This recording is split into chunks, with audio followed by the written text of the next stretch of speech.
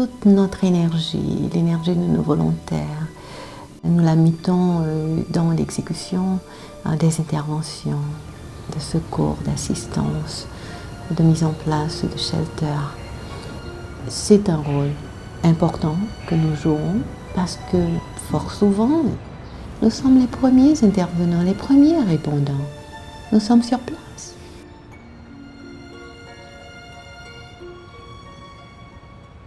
Imaginez notre principale banque de sang complètement détruite. D'autres banques de sang qui fonctionnent avec un personnel, mais traumatisé. Malgré que ce personnel, que ces volontaires soient victimes ou aient été victimes du tremblement de terre, ils n'ont pas abandonné leur poste. On s'est retrouvé devant un événement sans précédent, avec une population qui avait oblitéré de sa mémoire que le séisme pouvait être une réalité en Haïti. C'est dès la maternelle qu'il nous faut instruire nos enfants, nos petits-enfants de cette réalité et leur apprendre à vivre avec. Nous sommes bien intégrés dans la population et nous sommes bien connus comme auxiliaires des pouvoirs publics, non seulement par les personnes que nous servons, mais par les autorités de notre pays. Le séisme a causé de tels dommages à notre population qu'avec la Fédération, la décision a été de prolonger la période d'assistance et de secours de 6 à 12 mois. Et quand la Fédération des sociétés de la Croix-Rouge et du Croissant-Rouge s'implique à travers une opération majeure telle que l'opération après-séisme, eh bien, nous devons maintenir l'engagement. Il y a eu une telle souffrance. On souffre encore aujourd'hui. Le souvenir,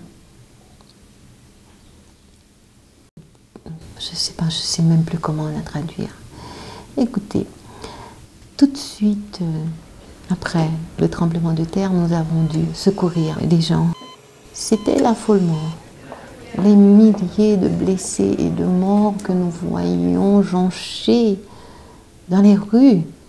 Écoutez, c'est des images d'horreur que nous ne pouvons pas effacer tout de suite de notre mémoire.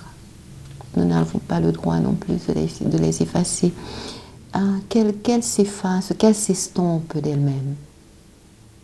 Mais elles vont nous poursuivre pendant longtemps encore. Les personnes se sont déplacées dans des zones non affectées par le séisme. L'aide humanitaire doit suivre. Sinon, Port-au-Prince va se retrouver de nouveau avec une telle densité de population que l'on ne pourra plus gérer les camps. C'est une caractéristique de cette population, quoique pauvre. Mais elle a toujours été solidaire. Le peuple haïtien s'est remis au travail et s'est remis à espérer et à croire en un lendemain meilleur. Si la Croix-Rouge haïtienne a pu être à la hauteur de sa tâche, c'est bien grâce à la générosité, à la solidarité des sociétés nationales de la Croix-Rouge et du Croissant-Rouge du monde entier.